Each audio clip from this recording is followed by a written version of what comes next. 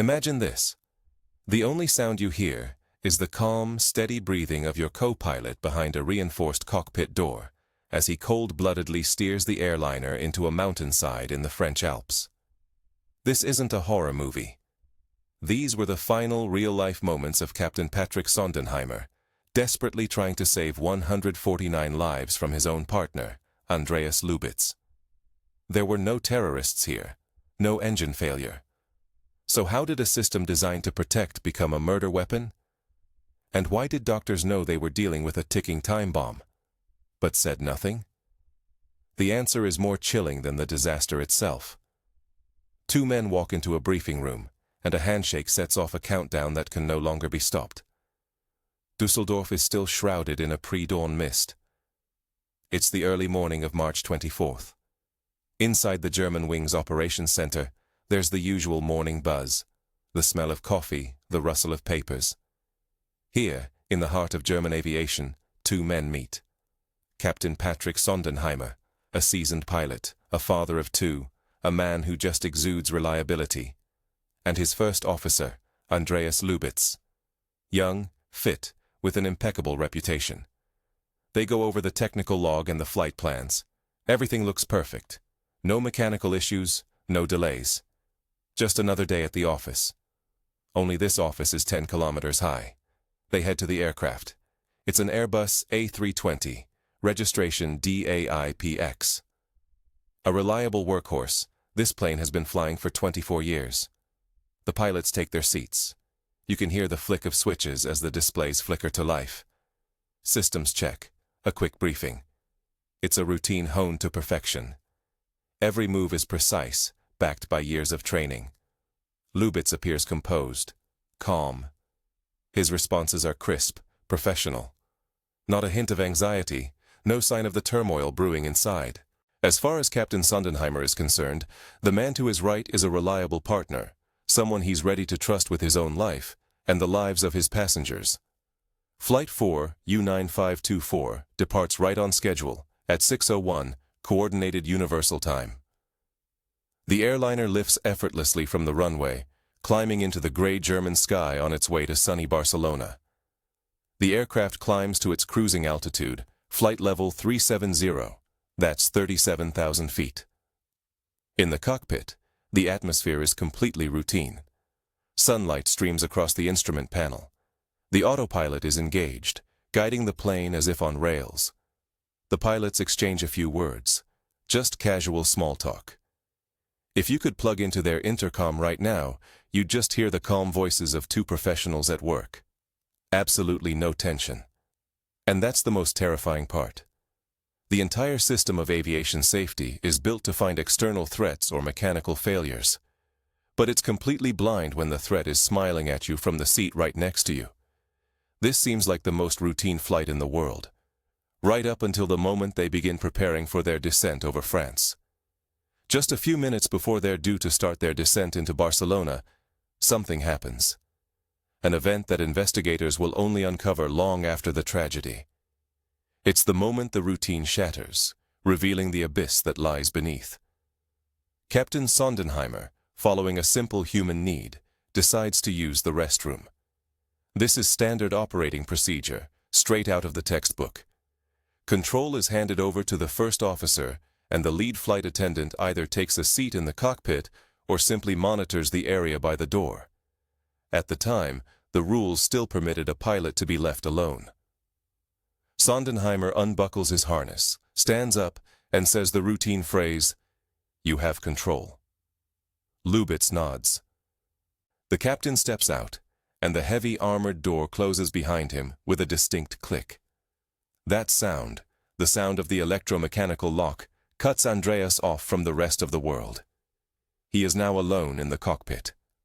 The flight data recorder, the so-called black box that remembers every movement of the levers and buttons, captures what happens next. Just 30 seconds of silence pass. Lubitz reaches for the autopilot control panel, for the altitude selector. On any normal day, a pilot would dial in the flight level cleared by air traffic control. But now, Lubitz's hand does something inexplicable. He turns the knob and sets the altitude to 100 feet. That's 30 meters above the ground. It's the lowest possible value the Airbus computer will even accept. This isn't a flight altitude. It's a command to collide with the surface. Before the plane can even react, Lubitz changes the setting again. Now he spins the knob in the opposite direction, to 49,000 feet. That's higher than the plane's service ceiling, up where the air is too thin to support the wings. He's playing with the machine. It's as if he's trying on the role of a god, deciding the fate of this iron bird, down to impact or up to a stall. The most chilling part of this scene is that the plane continues to fly perfectly level. These inputs last only for seconds. The autopilot doesn't have enough time to initiate a maneuver, and the controllers on the ground see no change on their radar screens. The passengers, just on the other side of the wall, are calmly finishing their coffee, reading newspapers, discussing their evening plans in Barcelona. They have no idea that just a few feet away, the man at the controls is rehearsing their deaths. This is a dry run of the catastrophe. He isn't testing the plane, he's testing himself. Will he be able to turn that knob when the time comes? This silent duel with the machine lasts for 4.5 minutes. Lubitz changes the settings several times, tempting fate, and each time he returns everything to normal before anyone can notice. He is perfectly calm. His breathing is steady. His heart rate is stable. For him, this isn't a panic attack. It's a cold, calculated act. Exactly 2 seconds after he dials the correct altitude back in for the last time, there's a sharp knock. The captain is back. Lubitz presses the door unlock button. The lock clicks. Sondenheimer enters the cockpit, sits down in his seat, and puts on his headset, completely unaware that his first officer had just conducted a dress rehearsal for the final act. The door closes, and the plane begins its standard descent towards sunny Spain. I have to admit, this script had been sitting on my desk for years, gathering dust. As a pilot, whenever there's a crash, I'm always looking for some kind of reassurance. We in aviation, we're wired that way. If a plane goes down, we need to find a broken part, rewrite a procedure, and tell ourselves, okay, it's safe now, we've fixed it. But you can't do that with Flight 9525. There's no broken wing flap, no failed engine. What broke here is something you can't fix with a wrench. And that's why I've kept quiet. I kept quiet because it's terrifying to admit that the system we spent decades building didn't fail in the sky. It failed on the ground, in doctors' offices and HR departments. But today I realize that staying silent feels like a betrayal. Right now, as I'm saying this, there are thousands of planes in the sky. And in some of those cockpits, there are pilots who are scared. Not of thunderstorms, not of mechanical failure. They're scared of losing their dream. In aviation, there's an unwritten rule. You have to be made of steel. Your medical record has to be spotless. If your back hurts, you say nothing. If your soul hurts, you say even less. Because admitting any kind of weakness is career suicide. The safety system has, paradoxically, created a trap. To fly, you have to be healthy. But if you get sick, you have to become the world's best actor so that nobody ever finds out. The stigma around mental health in our profession isn't just a word. It's a wall that shatters lives. We're not here to dig up the past for the sake of sensationalism. We're here to understand the mechanics of a disaster. You can't cure an illness by just putting a Band-Aid on the symptoms and pretending everything's okay. To make sure this horror never happens again, we have to find the courage to face the truth. We need to understand how a system designed to screen out any and all deviations. Let the single biggest threat slip right through. To find the answer, we have to go back in time. Long before the Alps. Long before that locked door. We need to look at the man who wasn't born a monster. In fact, to everyone who knew him, he was the very picture of reliability. To understand the end, we have to go back to the beginning. To the bedroom of a boy who just desperately wanted to fly. The walls of his childhood bedroom in the small town of Montabaur practically scream with a single-minded purpose. Everywhere you look, you see the logo of the flying crane. This isn't just a teenage hobby. It's a shrine built in honor of Lufthansa. Andreas Lubitz joins his local gliding club, LSC Westerwald, when he's just 14 years old. Gliding is a sport for introverts and perfectionists. There's no roar of a jet engine to mask a mistake. It's just you, the silence, and the currents of the air. To keep that fragile machine in the sky, you need nerves of steel, absolute precision, and a cool head. And the young Andreas has it all. His instructors praise him. His friends call him the guy who's always got it together. He seems perfectly happy, looking down at the world from a bird's-eye view. 2008 becomes his moment of truth. Lubitz applies to the Lufthansa flight school in Bremen. Ask any pilot, and they'll tell you, getting into this academy is a meat grinder for ambition. It's not just an exam, it's arguably the toughest filter in the world of civil aviation, known as the DLR test. Candidates are flown out to Hamburg, where they're locked in rooms with touchscreens and joysticks. Picture the pressure. You have to solve complex math problems in your head, all while keeping a cursor centered on a chaotically moving target and memorizing a sequence of numbers being fed to you through headphones. It's a test designed to push you to your absolute limit. The system is designed to break you mentally, just to see how quickly you can put yourself back together. Psychologists and doctors basically X-ray them, looking for the slightest crack in their character, any hint of impulsiveness or instability. The statistics are brutal. 95% of applicants are weeded out and sent home with their dreams shattered. But not Andreas. He sails through this filter with flying colors. To the admissions board, he's the gold standard.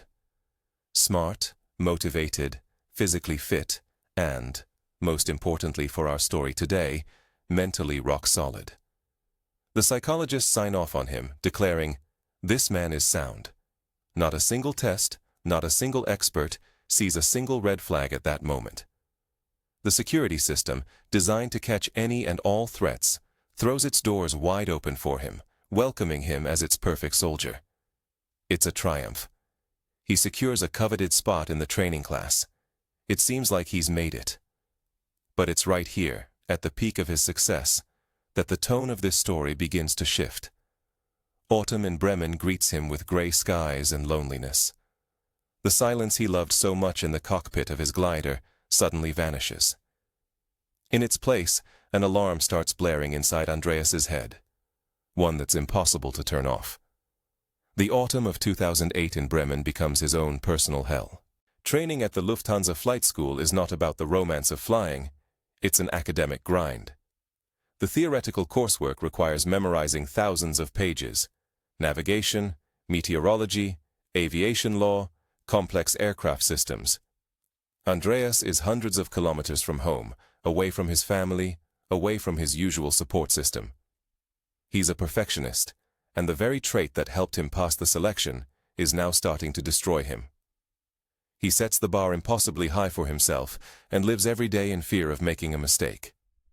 The stress starts to manifest physically. Lubitz develops a severe case of tinnitus, a constant, debilitating ringing in his ears. Imagine trying to study advanced mathematics while a fire siren is blaring next to your ear, 24/7. He stops sleeping. He loses his concentration. For a future pilot, hearing is a critical tool, and this ringing sounds like a death sentence to him. He goes from doctor to doctor, but the problem isn't in his ears. It's something deeper. In November of 2008, the unthinkable happens. The cadet who passed the most brutal selection process, the best of the best, breaks. He submits a request to suspend his training. Andreas packs his bags and leaves the campus, heading back to his parents' home in Montabaur. His dream, it seems, is turning to dust. And back home, things were only getting worse. In early 2009, he sees a psychiatrist, and the diagnosis is chilling. This wasn't just fatigue or burnout. The doctor diagnoses him with a major depressive episode. His medical records now mention suicidal thoughts.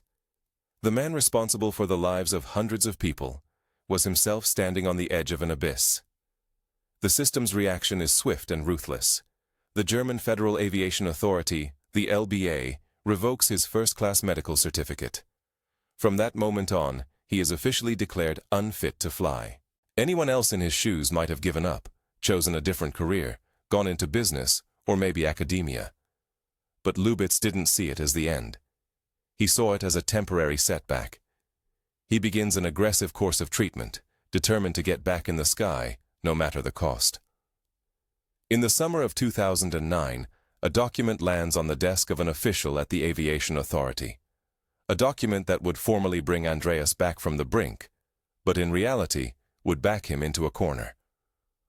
After 6 months of intensive therapy, counseling, and medication, his doctor makes a bold move. He sends an official letter to the LBA. In it, written in black and white, are 2 words: complete recovery. The depressive episode had been resolved. The patient was stable. His cognitive functions were normal. The doctor believed it. Andreas believed it. And the system, reluctantly, agreed to believe it too. Lubitz gets his first-class medical certificate back. This is the golden ticket. The one you need to fly even a small Cessna, let alone an Airbus. He's back in the game. He'd won. But if you were to hold that document in your hands and look down at the bottom of the page, you'd see something unusual. A special note has been added to the standard form. A restriction. In bureaucratic terms, it's a reference to a special protocol, a kind of black mark on his record. And this restriction fundamentally changes the rules of the game for this one particular pilot. It means that from now on, every single one of his medical exams will be under a microscope. Any flight surgeon he sees in the future is now required to contact the licensing authority and pull his entire medical history. His anonymity is gone. But the most terrifying part is buried in the terms of this agreement. The meaning of that note is simple and brutal. We'll let you fly as long as you're healthy. But if you have a single relapse of depression, even the slightest one, your license will be revoked. Not suspended, not put on hold until he gets better. Revoked, for good. Put yourself in his shoes. You're in your early 20s. You've spent years and a fortune of your parents' money on your training.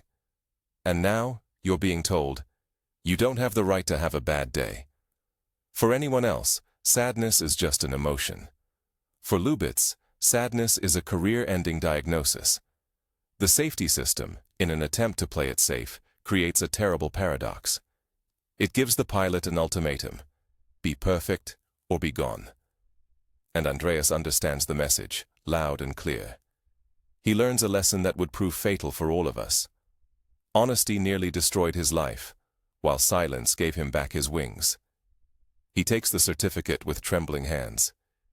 He knows now that the only way to stay in the sky is to never, under any circumstances, tell doctors about what's going on inside his head. The system itself had handed him the survival manual: lie to fly. From that moment on, his illness became a state secret, one he had to guard at all costs. Under the scorching Arizona sun, thousands of miles from home, Andreas commits his first crime, armed with nothing but a ballpoint pen. We're transported to the year 2010. The Sonoran Desert, the city of Phoenix. Here, among the red rocks and cacti, is the Lufthansa training base. It's a paradise for cadets. 300 sunny days a year, excellent runways, and brand new single-engine planes. But to take to the American skies, a German license isn't enough. You need a medical certificate from the FAA, the U.S. Federal Aviation Administration. Andreas is given a standard questionnaire, Form 8500-8. This isn't just a survey, it's a legal document. Lubitz's gaze drifts down the list of questions until it stops on item 18. The question is incredibly direct. Do you have, or have you ever had, any mental disorders, depression, or anxiety? For a moment, time stands still. He has a choice. To tell the truth means setting a bureaucratic machine in motion, one that could grind his career to a halt. In the US, a pilot admitting to mental health problems means an automatic suspension of their license, months of evaluations, requests sent to Germany, document translations, and the risk of being denied altogether. Andreas knows. His German colleagues are already flying, while he could be stuck on the ground for half a year. He makes his choice. With a steady hand, He ticks the box for no. In that instant, he commits a federal offense, providing false information to a U.S. federal agency. It's an act punishable by prison time. But the fear of losing his dream is stronger than his fear of the law. However, this time, the system fails in an unexpected way. The flight school notices a discrepancy. His file from Germany mentions a break in his training, yet on the American form, he claims to be in perfect health. There's an awkward pause. Andreas immediately plays dumb. He insists he just misunderstood the question, that it was a translation issue. They believe him. Or at least, they pretend to. The form is filled out again. After some bureaucratic shuffling and sending papers back and forth across the ocean, the FAA doctors, seeing the note about his full recovery, issue his clearance. He gets the coveted plastic rectangle. The bureaucratic storm dies down before it even has a chance to begin. But standing on that runway in Phoenix, Andreas learns a terrifying lesson. He realizes the system only looks like an impenetrable fortress. In reality, it's full of holes. He lied on an official document. He was almost caught, but he still got away with it and got exactly what he wanted. This episode in Arizona becomes his new playbook. As long as you hide your demons behind a mask of confidence, nobody can touch you. He returns to Germany, feeling like he could fly, armed with a dangerous sense that he can get away with anything. It's September 2013. Andreas buttons up his uniform jacket, the one with the gold stripes. He's no longer a cadet, no longer the guy with issues. He is now a first officer for Germanwings, a low-cost subsidiary of the mighty Lufthansa. This is the pinnacle he's been climbing towards since he was 14 years old. He gets his type rating for the Airbus A320. It's an incredibly complex machine, packed with electronics, and Lubitz masters it flawlessly. His office is now the cockpit of an airliner, and his view is the clouds over all of Europe. It seems like he's made it. Time to just live and enjoy life. But this is where the trap snaps shut for good. In July of 2014, he goes for his routine medical evaluation. The doctors check his vision, his hearing, his heart. Everything is working like clockwork. His license is renewed for another year. But that new medical certificate still has that same restrictive code on it. It's an invisible chain, shackled to his leg. Every time he walks into a doctor's office, he knows, one wrong word, one hint of sadness or anxiety, and this fragile world he's built will come crashing down. Aviation is an environment where you are constantly being evaluated. This isn't an office job where you can just zone out in front of a monitor for a couple of days. Every 6 months, there's a simulator check. Instructors simulate engine failures, fires, depressurization. You have to react instantly. Plus, there are the regular line checks, where an examiner sits right behind you on the jump seat during an actual flight. You are always under a microscope. The statistics are stark. Between 5 and 7% of the world's population suffers from depression. And pilots are people too. They get divorced, they lose loved ones, they burn out. But while a bank clerk with depression can take sick leave and see a therapist, a pilot with that black mark on his license understands. For him, there is no legitimate path to treatment. The system essentially tells him, you're either fit to fly or you're fired. There is no in-between. Lubitz finds himself in a perfect storm. He dreams of becoming a captain, but he can feel that familiar darkness growing inside him again. He can't share this with his colleagues. They'll report him. He can't go to an aviation doctor. They'll ground him. So he shoves the fear deep down inside, putting on the mask of a professional every single morning. But the human mind isn't a computer. You can't just reboot it. If you don't let the pain out through words and tears, it finds another way. It starts to attack the body itself. Imagine you're on final approach, guiding a 60-ton machine toward the ground, and suddenly the runway lights explode into a blinding halo, and the horizon starts to split in two. In December of 2014, every pilot's worst nightmare becomes a reality for Andreas. His vision, his most essential tool, is starting to fail.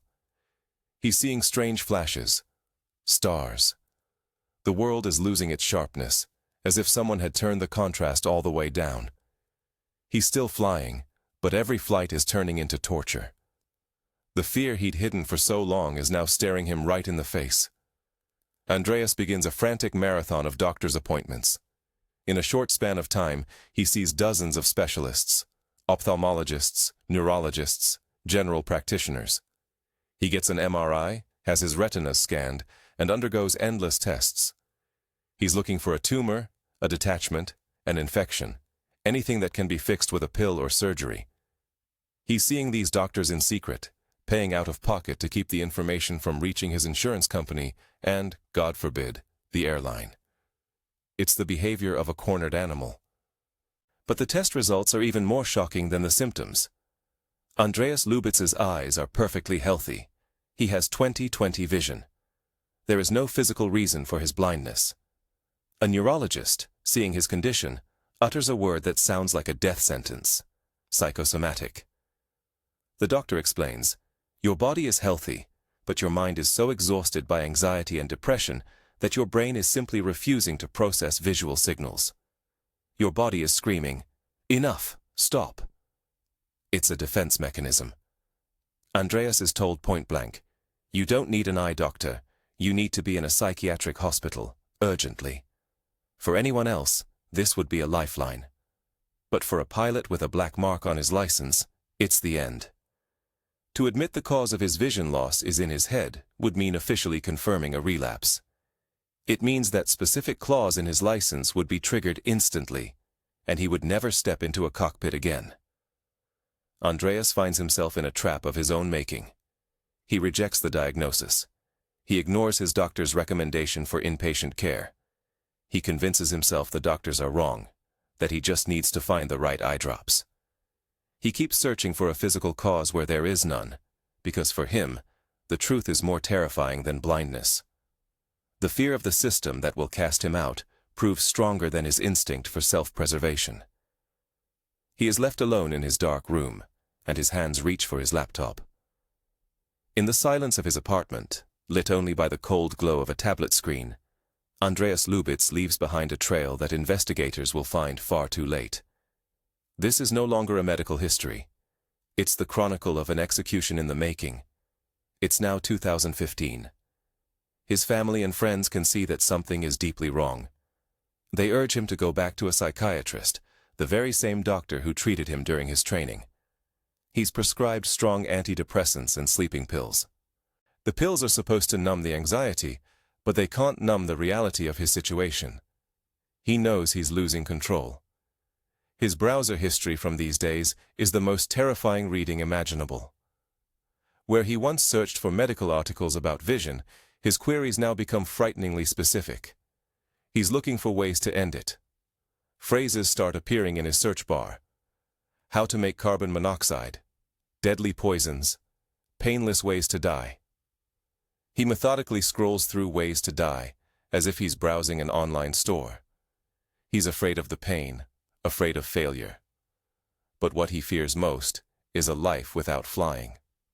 Then, on March 10th, something happens that could have stopped this whole nightmare.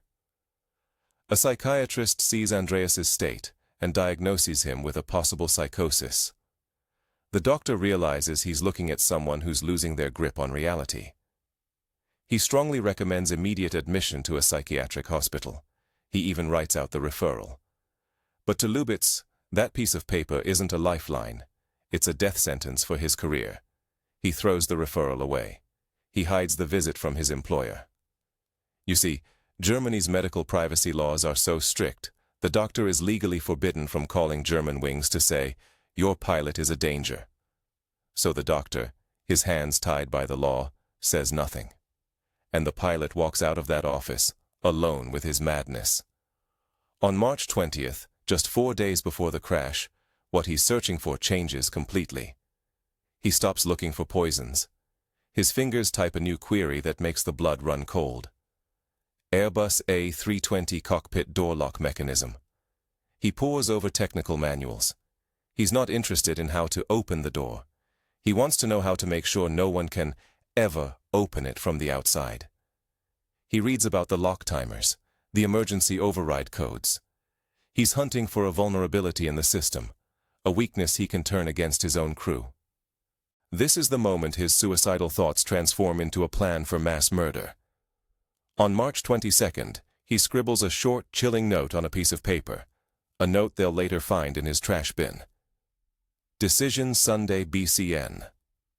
BCN, the airport code for Barcelona. Sunday, the day he makes his final decision. His abstract wish to simply disappear now has a date, a place, and a flight number. The plan is set. All that's left is to put on the uniform, smile at his colleagues, and wait for the roster to assign him the right flight. Perhaps the most terrifying part of this whole story is what evil looks like 24 hours before it strikes. It doesn't scream or thrash around in a rage. It doesn't wear a dark mask. It buys coffee. It jokes with colleagues. It talks about plans for the weekend.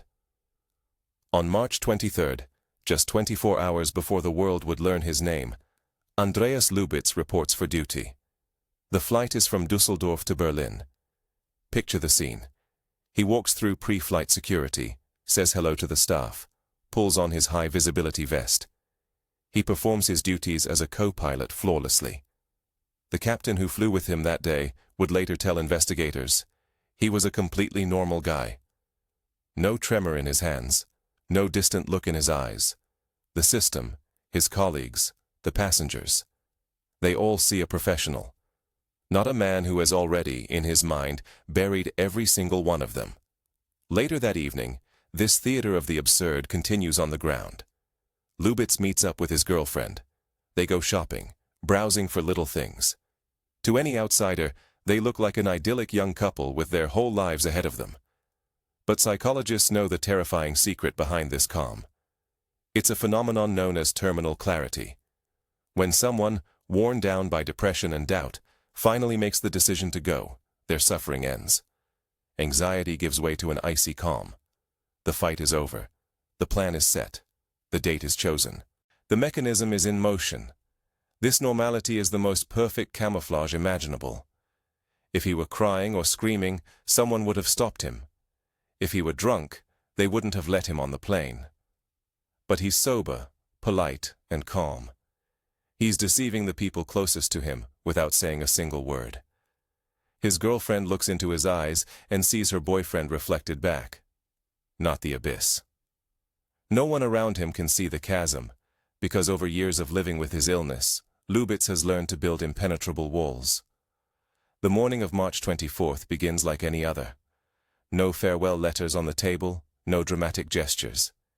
He simply picks up his suitcase and walks out into the fog. At the Barcelona airport, you can already hear the rising whine of the auxiliary power units as they warm up the jets for departure. 144 hearts beat as one, waiting for a flight delayed by the most mundane, most absurd reason imaginable: a broken toilet. We're at El Prat Airport, Barcelona. It's a sunny morning, March 24th. The passengers of Flight 4 U9525 are already on board. It's a mixed crowd, a typical cross-section of European life. Tourists heading home from Spanish beaches, business travelers with their laptops, couples. But the most noticeable group is a class of 16 German high schoolers from the small town of Haltern am See. They've just finished a language exchange program. They're loud, tan, and happy. They're laughing, shouting jokes across the aisles, and dreaming about showing their parents the souvenirs they bought. For them, this flight is just the bridge back home, the final note of a perfect vacation. But up in the cockpit, Captain Patrick Sondenheimer isn't battling the weather. He's battling the plumbing. The flush mechanism in the forward lavatory is jammed. Think about the irony. A multi-million-dollar jet, packed with cutting-edge electronics, is stuck on the tarmac because of a faulty valve in the bathroom. The captain is getting frustrated. He has to get up, open the technical panels, and reset a circuit breaker. This whole ordeal with the toilet eats up exactly 26 minutes of their scheduled time. To the passengers, it's just an annoying delay. Someone's nervously checking their watch, worried about missing a connecting train. But what's really happening is that fate is gifting them these 26 minutes. It's bonus time. Time to send one last "I love you" text, to finish another chapter in a book, or to simply look out at the sun. Not one of the 144 people in the cabin has any idea that this delay is only postponing the inevitable. Finally, the problem is solved. A pushback tug moves the aircraft into position. The controller gives the all clear. At 900 hours, Universal Time, the Airbus A320 taxis onto runway 07 right. The engines spool up to takeoff power. The jet accelerates down the runway and lifts smoothly into the sky, leaving the azure Mediterranean Sea behind. Right now, Andreas Lubitz is flying the plane. The first few minutes of a flight are always flown by hand. And here's a chilling detail. He's flying perfectly. His movements on the side stick, the control stick to his side, are precise, smooth, and confident. He's holding the speed, the angle of the climb, following the flight path to a T. To the captain in the left seat, this is the ultimate sign that everything is normal. Sondenheimer sees a dedicated colleague, completely focused on the job. Outside, the weather is perfect. Not a cloud in the sky, no turbulence. The plane settles smoothly onto its course. Nothing, absolutely nothing, about the plane or the crew gives any hint that in this sun-drenched cockpit sits a man with a plan already set in motion. A plan that cannot be reversed. The speakers crackle with calm radio chatter as controllers hand the flight off from one sector to the next. The aircraft's systems hum along, confirming that everything is running as it should. The most horrific air disaster in modern European history doesn't begin with an explosion or an engine failure. It begins with a simple, painfully human need. The plane is cruising at flight level 380. That's 38,000 feet, or about 11.5 kilometers above the Earth. Below, the French countryside drifts by. In their headsets, the voice of the air traffic controller from Marseille. Captain Sondenheimer realizes he can't put off a trip to the restroom any longer. One he'd skipped back in Barcelona because of the maintenance delay. He buzzes a flight attendant, asks for a water, and they briefly chat about that very delay. Their conversation is completely ordinary. They're wondering if they can make up the lost time. And it's staggering. Two people talking about being a few minutes late, with no idea that they themselves have less than 10 minutes left to live. Sondenheimer makes his decision. He turns to his first officer. He just needs to step out for a couple of minutes. The procedure is standard.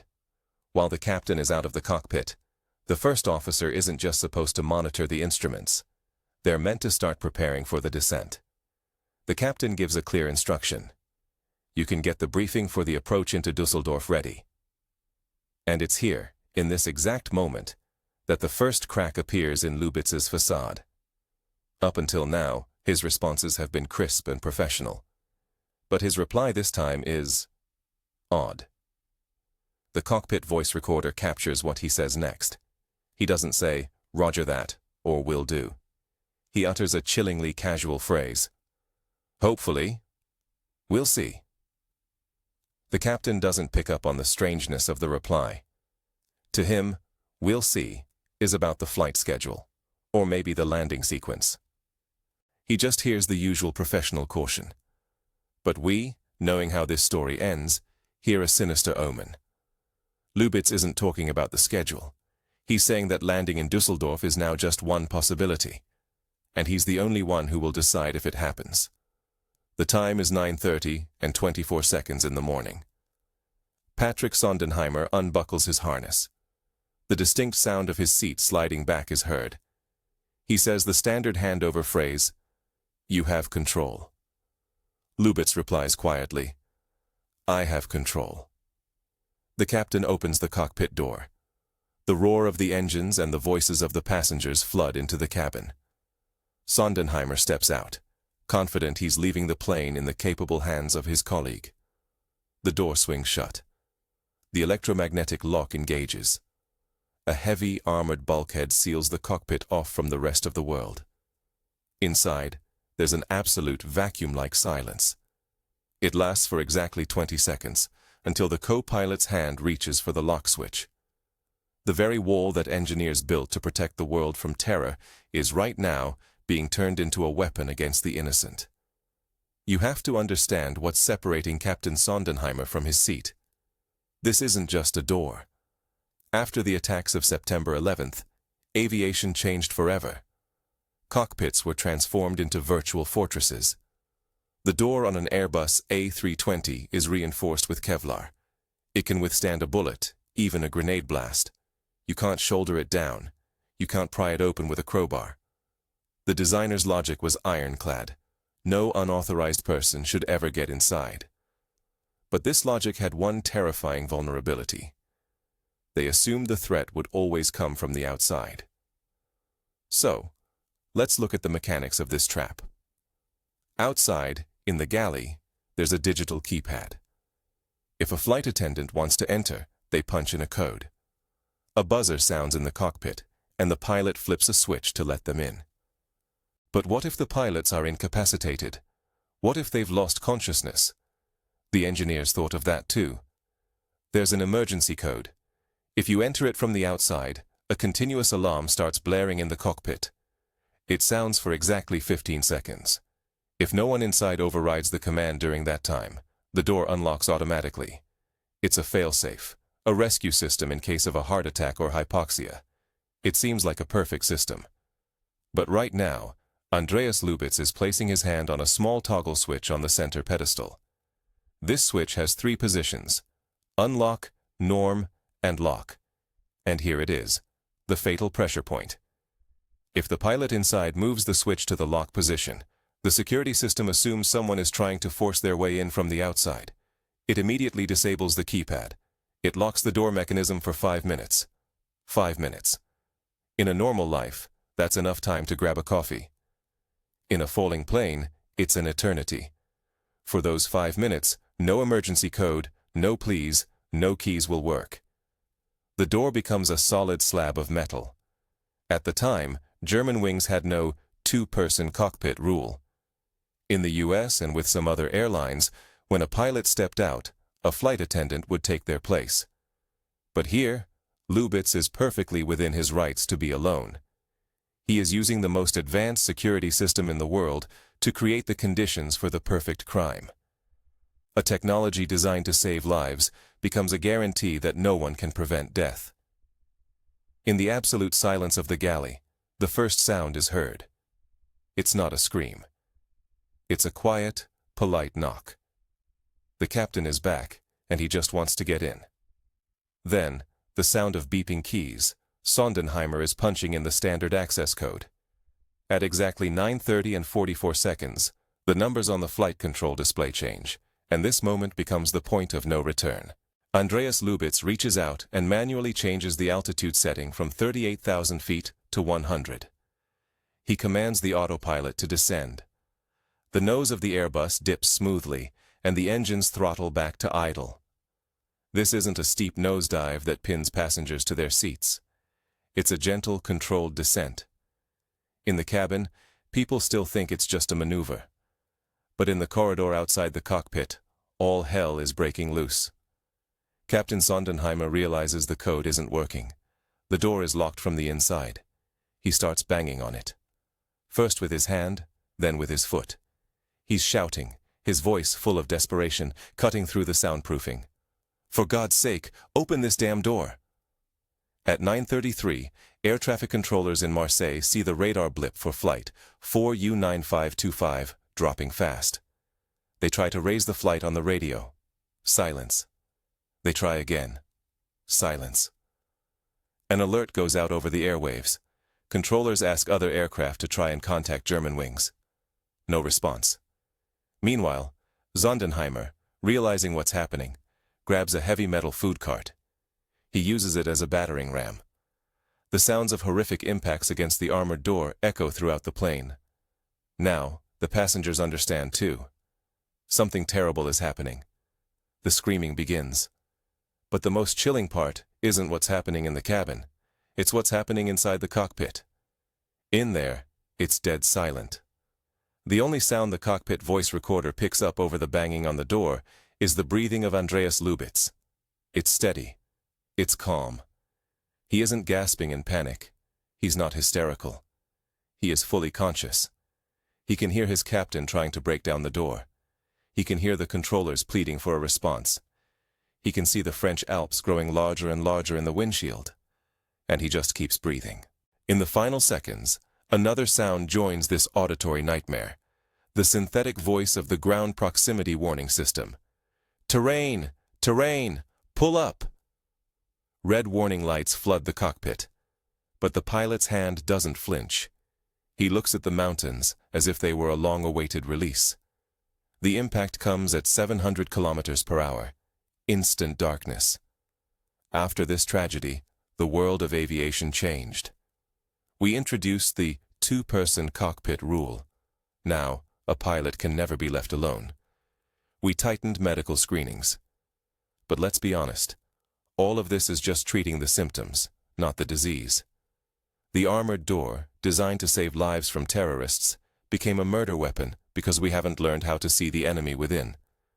True safety isn't born from fear and restrictions, but from trust.